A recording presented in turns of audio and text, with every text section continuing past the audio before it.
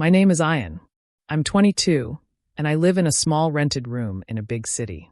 I don't have much, but I've always believed that love doesn't need luxury. It just needs truth. I work part-time at a grocery shop and deliver food on my bike during the evenings. Life isn't easy, but it's honest. And she was the only bright part in it, Zoya. She wasn't just beautiful, she was kind, smart, full of dreams. She could light up a room with her smile. I met her in college 2 years ago. I still remember how we first spoke. She dropped her pen in class, I picked it up, and we laughed. That was it. After that, we talked every day. We'd eat lunch together, share songs, and sometimes she'd call me at night when she was feeling low. She used to say, "Ayan, you're my peace. You're the only one who truly listens." I never told her I loved her. Not because I didn't want to, but because I felt I wasn't enough. She came from a good family. Her dad owned businesses. She had an iPhone, nice clothes, and a car. I didn't even have my own bed. I rented a mattress and lived with 3 other guys. But even then, she liked talking to me. She said she could trust me. And that was more than enough to make my heart beat faster every time her name popped up on my phone. One day, about 2 months before her birthday, she looked at a jewelry shop as we passed it. She stopped and pointed to a small necklace inside the glass. It's simple but so cute. I love hearts. I looked at the necklace. It was silver. A small pendant with a tiny crystal in the center. It was nothing flashy, just soft and elegant, just like her. She smiled and said, "But it's too expensive." "Never mind, I was just saying. Come on, let's get ice cream." That necklace stayed in my head for weeks. Every time I closed my eyes, I imagined her wearing it. Smiling. Looking at me and saying thank you. I imagined the look in her eyes. I imagined her hugging me. I imagined being seen. I checked the price the next day. It was 4,800 rupees. That was nearly 2 weeks' worth of my income after rent and food. I didn't have savings. But I had something, my bike. It wasn't a fancy bike. It was secondhand, loud, and rusty. But it helped me earn money. It was my only transport. It was my lifeline. Still, something inside me whispered, "Maybe if you do this, she'll finally see what you feel." I started saving. I cut down on food. No tea breaks. No extra snacks. No movies with roommates. Every rupee counted. I even stopped taking the bus and started walking more. I skipped meals just to keep the money safe. Every night before I slept, I opened a small jar where I dropped the coins and notes. I called it Zoya's gift jar. But after 3 weeks, I realized I couldn't make it in time. So I made the hardest decision. I sold my bike. I went to the mechanic near my shop. He looked at it and said, "This is barely worth 5K, but I'll give you 4,000. I nodded. I didn't even argue. He gave me the money in cash. I held it in my hand and smiled. That evening, I walked all the way to the jewelry shop, barefoot, because my slippers had broken last week. I had been waiting for this moment. I bought the necklace. The woman behind the counter smiled and said, "It's a lovely gift. For your girlfriend." I nodded silently. I didn't want to explain. I took the necklace home. It came in a soft red box with a tiny white ribbon. I placed it next to my pillow that night and just stared at it. She's going to love this, I thought. She'll understand. I started counting days to her birthday. 5 more days. Then 3. Then 1. The night before, I wrote a note. "Zoya, I know this isn't much. But when you said you liked it, I couldn't stop thinking about it. I don't know if you see me the way I see you, and maybe that's okay. I just wanted you to have this. Because you deserve something beautiful. Ayan." The next morning, I met her near her class. She was surrounded by friends. She looked pretty in a soft pink dress. Everyone was giving her gifts, perfumes, chocolates, expensive branded stuff. I waited until the crowd left. "Hey," I said. She turned and smiled. "Ayan, you came. I was wondering where you were." I held out the box with both hands. I was nervous. My palms were sweating. I couldn't even look her in the eyes. She took the box and smiled. "Ah, thank you. So sweet of you." She hugged me quickly, just a friendly hug. Nothing deep. And then someone called her from behind. "Wait a second," she said, and turned to talk to her other friend. She kept the box in her handbag. She didn't even open it. I stood there, waiting. Hoping. Wondering if she'd look inside. Ask me why I chose it. Feel the love I had poured into it. But she just laughed with her friends. 5 minutes passed. Then 10. Then she waved at me and said, "Text me later, okay? I have to go meet someone." And just like that, she left. with the necklace in her bag, and my heart in pieces. I walked home that day. It took me 2 hours. No bike, no money, no hope. Just a small red box in someone else's bag. And a boy who thought maybe, just maybe, love was enough. But he was wrong. He just didn't know it yet. That day, after I gave Zoya the necklace, I had expected something. Not a big reaction. Not tears. But maybe a pause. A quiet moment where she'd look into my eyes and understand what I meant. Maybe she'd open the box and smile the way she did at the shop window. Maybe she'd read the note. Maybe she'd realize what I felt all this time. But none of that happened. She hugged me lightly and walked away, her mind already somewhere else. She looked happy, but not because of me. She didn't even glance inside the red box. I walked back home on foot, the sun burning my skin and thoughts burning my mind. My legs were hurting. But my heart, it was already numb. I reached my room around 6 p.m. My roommates were out. I lay on the floor, staring at the ceiling. My whole body was tired, but my brain wouldn't stop replaying the moment. She didn't open it. Maybe she was shy. Maybe she wanted to open it in private. Maybe she didn't want to make it a big deal in front of everyone. That made sense, right? I opened WhatsApp. She hadn't messaged me. I checked Instagram. She had posted a story, just a boomerang with some friends laughing. No mention of me. No mention of the gift. That hurt more than I expected. Still, I convinced myself to wait. Maybe later tonight. 10:30 p.m. Nothing. I stared at my phone, waiting for the screen to light up. I had turned off the battery saver, so I wouldn't miss any notification. Still nothing. I wanted to text her. Did you like it? Did you open it? But something inside me whispered, don't. Let her come to you. Let her feel it. So I waited. And waited. The next morning, I woke up early, something I never do. I got ready fast, even though I had nowhere to go. I walked around aimlessly for an hour and finally stood near the campus gate, hoping I'd accidentally see her. And I did. She was walking toward the library with her usual group. Laughing. Holding a coffee. Looking fresh, like it was the best morning of her life. She hadn't even seen me yet. I waved. She noticed me and smiled. Ayan. Hey. She walked up and said, thanks again for yesterday, that was sweet. I forced a smile. Did you open the gift? I asked softly. She blinked. Not yet. I got home really late. I was so tired. Oh, that's okay, Elite. She glanced at her phone and said, I'll open it today. Promise. She seemed in a rush.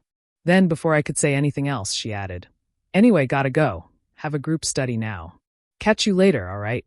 She patted my shoulder and walked away.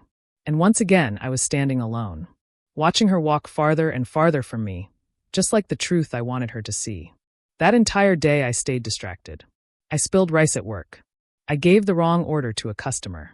I even left someone's change on the counter, and my manager scolded me. I kept checking my phone. She had seen my messages, but hadn't replied. She hadn't posted any new story either. Maybe she was busy. Maybe she was just tired. Maybe. But all those maybes couldn't stop the ache inside me. I had sold my only source of income to make her smile. And now I didn't even know if she had opened the box. That night, I couldn't sleep. At 2 a.m., I did something I shouldn't have. I checked her close friend's story from a fake account. An account I had made once to see if she shared anything she didn't want everyone to see. And there it was. A story. Posted just an hour ago. Her hand, holding the necklace. The same necklace I gave her. The caption said, he got me this sparkling heart, my favorite smiling face with heart eyes. My heart skipped a beat. She opened it. Finally. I was about to smile until I swiped to the next slide. And saw his face. A guy. Tall. Gym body. Dressed in branded clothes. Standing next to her, holding her waist. She was smiling with her head on his shoulder. The third story was even worse. A short video of them walking in a mall. She said, thank you, baby. This is the best birthday ever. And he replied, anything for you. She was wearing the necklace. The one I bought. The one I gave her. The one I sold my bike for. I stared at the screen, not blinking. Not breathing. Did she tell him it was from him? Was she pretending? Or did she give him my gift? No, that can't be right. Right? My mind couldn't decide what hurt more. The fact that she gave my gift to someone else, or the fact that she never even told me about him. I sat there on the cold floor, my back against the wall, heart in pieces. All the nights I skipped dinner just to save money. All the dreams I had about her wearing that necklace. All the times I thought I mattered. Gone. Destroyed by 3 Instagram stories. At 4 a.m., I messaged her. You look nice in the necklace. He's lucky. She saw the message at 5:12 a.m. She didn't reply. The next morning, I didn't get out of bed. I skipped work. My phone kept buzzing from friends asking why I was silent, but I ignored them all. All I could think about was this. She hugged me, but didn't even open the box. Because it wasn't for me. It was always for him. After I saw Zoya's close friend's story, the one where she wore the necklace and stood next to another guy, my mind went blank. I kept staring at her smiling face, trying to figure out if what I saw was real. It was. The necklace I bought by selling my bike. The one I saved every penny for. She was wearing it, but not because of me. She never told anyone I gave it to her. Instead, she let everyone believe he bought it. I lay on the cold floor of my room with my phone on my chest. My roommates were asleep. I couldn't even cry. I just kept blinking at the ceiling. It wasn't just about the gift anymore. It was about what I meant to her. Was I just a backup? Someone she used to feel better when the real guy wasn't around? The next day, I didn't go to work again. I left my phone on silent and just walked. Now that I didn't have my bike, I had no reason to rush anywhere. I walked to the park where Zoya and I used to sit sometimes after class. The bench we always picked was empty. I sat there for hours. People walked by. Birds chirped. Children played. But inside me, it felt like everything had stopped. The same girl who once told me, Ayan, you're the only one who understands me, had taken the most precious thing I could give and gave the credit to someone else. That afternoon, I opened Instagram again. I didn't want to, but my heart needed answers. It was like scratching a wound just to feel something. Her profile was still public. She had posted a new picture. It was a couple photo. Zoya sitting at a restaurant table, leaning her head on his shoulder. She was smiling wide, so happy, so alive. He had his arm around her. And there it was again. The necklace. Shining in the middle of the photo. Right between both of them. The caption, "Can't believe I found someone like you, 2 hearts, thank you for always making me feel special." Over 300 likes. Dozens of comments. Girls writing. Couple goals. Friends saying, "He's such a gentleman." One comment even said, "He really has good taste in gifts," smiling face with heart eyes. Zoya had replied to that one with a wink emoji. That's when it hit me. She lied. She let him believe he gave her that necklace. Or worse, she actually gave it to him and said he should give it to her. And she never told me anything. I remembered how she smiled when I gave her the gift. Not once did she open it in front of me. Not once did she say what it meant. She took the necklace and gave it to another man. I didn't want to believe it, but all the signs were there. She had used me. I thought I was special to her. She told me I was the one who listens. But now I realized, she only needed me when she felt lonely. She only came to me when she was sad. But when it came to joy, love, and celebration, I wasn't invited. I was just the boy in the background. That night, my roommate knocked on my door. Bhai, sab theek hai? Tu do din aisi chup hai. I lied and said I had a stomach ache. He believed me. But what was aching wasn't my stomach. It was my trust. The next day at college, I saw her. Zoya. She was standing outside the canteen, talking on the phone, smiling. I didn't want to go near her. But my heart, stupid heart, still wanted answers. So I walked up and said softly, "Hi." She turned around, surprised.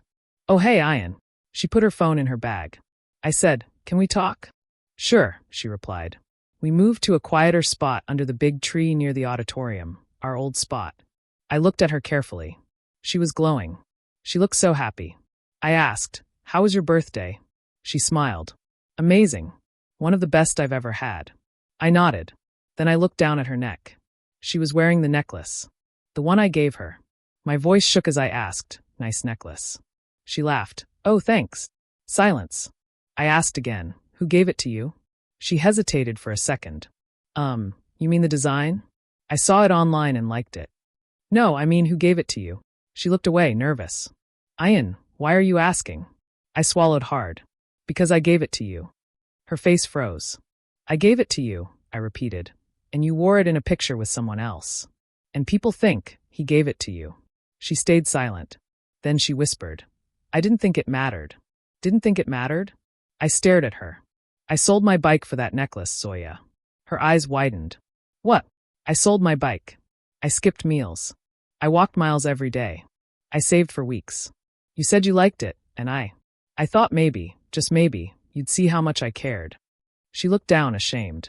I continued, and you gave it to him. Or worse, you let him take the credit. All this time I thought I meant something. That maybe you felt it too. But clearly, I was just a joke. No, Ayan, it wasn't like that, she started. Then what was it like? I asked. Tears filled her eyes. I never wanted to hurt you, she said. But you did, she whispered. I didn't ask you to do all this. I nodded slowly. You're right. You didn't. I just thought I mattered enough. She couldn't even look at me. And in that moment, I realized something. I had been hoping for her to change, to apologize, to tell me I was the one she really cared about. But instead, all she gave me was silence and guilt. Not love, not truth, just disappointment. I walked away without saying another word. That was the first time in my life I didn't look back. That evening, I passed by the mechanic shop where I had sold my bike. It was still there, standing at the back, dusty, lonely, forgotten. Just like me. I touched the handle and whispered, I'm sorry, buddy. I gave you up for someone who never gave me anything back. I didn't cry that night. I had no tears left. All I had was silence, and an empty neck where I once hoped my love would shine. The day I walked away from Zoya near the auditorium, I thought that was the end. I didn't want to talk to her again. I didn't want to see her. I told myself I had finally accepted the truth, that she never felt the same way, that all those sweet words, late-night talks, and shared moments were only special to me. But the truth? I still hoped she'd call. I still hoped she'd realize what she had done, that she'd say sorry, that she'd say I meant something. That hope, no matter how small, was still alive inside me. And that was the worst part. 3 days passed. I didn't go to college. I told my manager I was sick. I stayed inside my small room with my broken heart and even more broken trust. My roommates noticed, but they didn't ask much. Maybe they knew. Or maybe they were just too busy with their own lives. I stared at the wall, thinking of every moment with her. Her laugh. Her voice. The way she used to say, You always understand me, Ayan. Those words kept echoing like a curse. If I understood her so well, why couldn't I see that she didn't love me? On the 4th day, I got a message from Zoya. Zoya, can we talk? Please. I stared at the screen for a long time. Then I typed one word. Ayan, why? She replied instantly. Zoya, please. Just once. I agreed. Not because I wanted closure, but because, deep inside, I was still holding on to that small, stupid hope that maybe she'd say something. Anything that would make all the pain worth it. We met near the backside of the campus, where no one usually goes. There's a small garden with an old cement bench. That's where we used to sit and talk during first year. That bench had heard more of my secrets than any person ever did. Zoya was already sitting there when I arrived. She looked nervous, like she was the one with a broken heart. I stood in front of her and said nothing. She spoke first. Ayan, I'm sorry. I stayed quiet. I never meant to hurt you. I swear. I asked, then why did you do it? She looked down. I didn't think you felt that way. My voice was soft. Really? You couldn't tell? All those messages. The way I showed up whenever you needed someone. The way I listened. The way I looked at you. She didn't reply. I asked, do you even know what that necklace meant to me? She whispered, yes. And I'm sorry. I was careless. I nodded slowly. You didn't just take a gift. You took everything I had. And you gave it to someone who already has everything. She stayed silent. Then she said something that hit me harder than anything I'd ever heard. She looked at me and said, Ayan, you're just a friend. You knew that, right? My heart stopped. Just a friend? That's what I was. Just a friend. I stared at her in disbelief. You told me I was the only one who understood you. You are, she replied softly. You said I was your peace. You are, she repeated. Then why does it feel like I was only good enough when you were sad? She didn't answer. I continued. When you were down, you came to me. When you were heartbroken, you called me. When you were stressed, I was your comfort. But when you were happy, I wasn't even invited. She closed her eyes. I didn't think it would hurt you this much. You didn't think? Or you didn't care? She looked up at me, and this time her voice was firmer. I care about you, Ayan. I really do. But I don't see you that way. I never did. And I thought you knew. Those words shattered something inside me. I thought you knew. She thought I knew that I was invisible. She thought I knew I was just the quiet guy on the side who listened. She thought I knew I was nothing more than a comfort pillow, someone soft to lean on, but not someone to love. I sat down on the bench beside her, but not close. I was afraid I'd fall apart if I got too close. I said, "I never asked for anything, Zoya. I never even told you how I felt. I thought you'd see it." "I did," she said, almost whispering. "But I didn't want to lose you as a friend. I didn't want to say anything that would ruin what we had." I looked at her, confused. "What we had? You mean the friendship where I was the only one giving?" She flinched. I continued. "Do you even remember the night you cried because your dad scolded you, and I stayed up till 3 a.m. talking to you? Or the time you forgot your assignment, and I skipped work to print it for you? Or how I walked 6 kilometers in the rain just to see you smile after your exams?" She nodded slowly, tears in her eyes. "I remember everything, Ayan. I didn't know you loved me." I stood up. "Maybe you did know. You just didn't want to deal with it." She looked down. I added, "You know what hurts the most? Not that you don't love me. Not that you love someone else. It's that you let me believe I mattered. And when it was time to show it, you pretended I didn't exist." Her tears rolled down now. She whispered, "I'm sorry." But this time, sorry meant nothing. I turned to leave. She called after me, "Ayan, can we still be friends?" I paused. And then I gave her the most honest answer I had left inside me. "Friends don't do what you did. So no, we can't." I walked away slowly. And this time, there was no hope left in my chest. Only silence. And a deep, heavy emptiness. That night, I deleted her number. I deleted her photos. I archived all her chats. I didn't block her. I just erased her. From my phone. From my life. But not from my heart. Not yet. Because healing takes time. And I had only just started. After I told Zoya that we could no longer be friends, I didn't wait to hear her reply. I didn't need to. What more was there to say? She had already said everything I feared. "You're just a friend, you knew that, right?" That line kept playing in my head like a broken song. Over and over. Like someone pressing on a bruise just to feel the pain again. As I walked away from her that evening, the sky was slowly turning gray. Dark clouds gathered above like they were carrying everything I had held inside for the last 2 years. I had no umbrella. No jacket. Just a broken heart and tired legs. The college gate was a blur behind me. I didn't look back. I couldn't. All I could think was, this is how it ends. Not with a hug. Not with closure. Not even with a thank you. Just silence and a goodbye she didn't say. I had no bike now. No ride. So I walked. And soon the first drop of rain hit my shoulder. Then another. And another. Within minutes, it was pouring. But I didn't run. I didn't cover my head. I didn't care. I just kept walking. People rushed past me with umbrellas and jackets. Cars honked as I crossed streets without checking. My shoes were soaked. My shirt stuck to my back. My hair was dripping.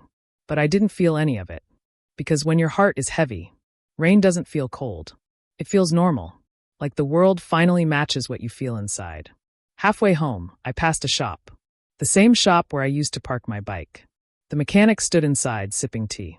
And behind him, I saw my bike. Still there, leaning against the back wall. Covered in dust. It looked sad. Just like me. I stopped walking. Stared at it through the rain. I remembered the day I sold it. The feeling in my chest.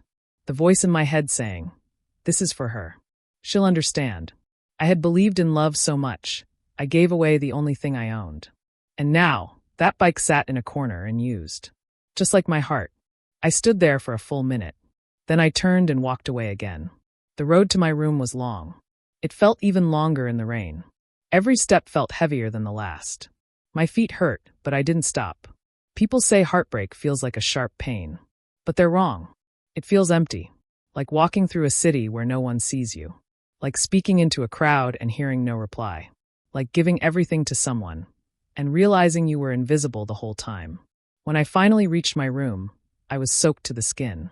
My clothes clung to me. My phone was wet. My hands were shaking, not from the cold, but from everything inside me that had no way to come out. I opened the door. No one was home. The room was silent.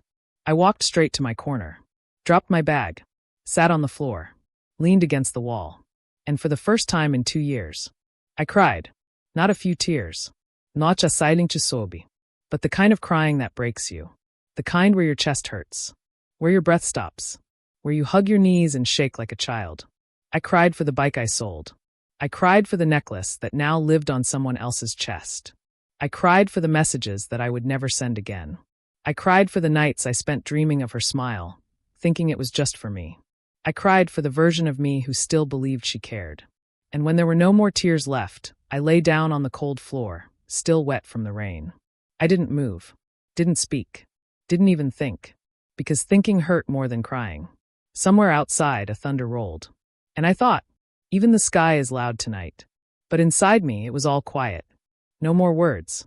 Just this heavy silence. An hour passed. Maybe two. The lights flickered once. My phone buzzed with a message. I didn't look. I didn't care. Because I knew it wouldn't be her. And even if it was, what could she say now? Some things, once broken, can't be fixed. Some things like hearts. Later that night, my roommate came home. He looked at me and asked, "You okay, bye?" I nodded. He didn't believe me, but he didn't push. He just handed me a towel and said, "Don't catch a cold." And that simple act of kindness, after days of pain, nearly made me cry again. But I didn't. I had no tears left. I dried off, changed clothes, sat on the bed. My phone buzzed again. This time I looked. It was a message from an unknown number. "Hey, I know you're hurt, but I didn't mean for it to happen this way." It was her, Zoya. I stared at the screen. And then, I deleted the message. No reply. No anger. No drama. Just done. Because I realized something that night. Love doesn't mean giving everything to someone who only calls when they need you. Love is not sacrificing yourself for someone who would never do the same. Love is not waiting in the rain while they're laughing in someone else's arms. I walked home in the rain that night and left my heart behind on that road. The road where I had once believed love was enough. But it wasn't. 3 years passed. 3 long, quiet, growing years. After that rainy night, when I walked home soaked and heartbroken, I never spoke to Zoya again. No calls. No messages. No, just checking in. It was like a page that I had finally turned, even though the corners were still torn. The first few months were the hardest. I would still think of her every morning. I would imagine what she was doing, where she was, who she was with. Sometimes I'd hear a girl laugh on the street and turn, thinking it was her. But it never was. It never would be. Over time, things changed. I started working full-time at a digital printing shop. The uncle who owned it was kind and patient. He taught me everything. I worked hard, sometimes 12 hours a day. Not because I had to, but because keeping busy helped. I saved up and finally bought another bike, old, simple, but it was mine. I started taking online courses at night. I wanted to do something with design. Something that made me feel creative again. I even moved into my own little room. Just me. No roommates. No noise. Just quiet. Just peace. Zoya slowly faded. Not completely. Some memories don't disappear. But they softened. The sharp pain became a dull memory. A scar that no longer hurt when I touched it. Then, one rainy evening, almost 3 years to the day I gave her that necklace, my phone buzzed while I was closing the shop. It was a number I didn't recognize at first. But something about it felt familiar. I unlocked the screen, and my heart skipped a beat. Zoya. Calling. Not messaging. Not texting. Calling. For a few seconds, I just stared at the screen. The same name I once waited hours to see was now glowing on my phone again. I didn't move. The phone rang once, then twice, then a third time. My thumb hovered over the green button. All those old feelings tried to push their way back into my chest. The rainy night, the red box, her smile, her silence, everything. It was all there, standing quietly behind that name on my screen. But this time, something was different. This time, I wasn't that boy anymore. I was not the same Ayan who skipped meals to make her happy. I was not the boy who waited for her messages all night. I was not the boy who gave up everything for a smile that wasn't even meant for him. No, this time I was someone else. Someone who had learned to live with silence. Someone who had learned to give love to the right people. Someone who had healed. The phone rang again. Still, I didn't answer. Because I didn't need to know why she was calling. Maybe she missed me. Maybe she was lonely. Maybe she just wanted to say sorry. But whatever the reason, it didn't matter anymore. Because now I didn't need closure. I didn't need explanations. I didn't need her voice to tell me what I already knew. She had her chance. She had all the time in the world to care. But she didn't. And now, I had finally learned something important. Sometimes, not answering is the most powerful answer. The phone kept ringing, but I didn't move. I watched the name on the screen. And then, after one final ring, it stopped. Silence. Peace. I smiled to myself, put the phone back in my pocket, and rode home on my new bike. No pain. No anger. Just free. That night, I sat at my desk, opened my laptop, and designed something new. A digital drawing. It was a picture of a heart, walking away from a shadow. And under it, I typed 4 words that meant everything to me now. I let it ring.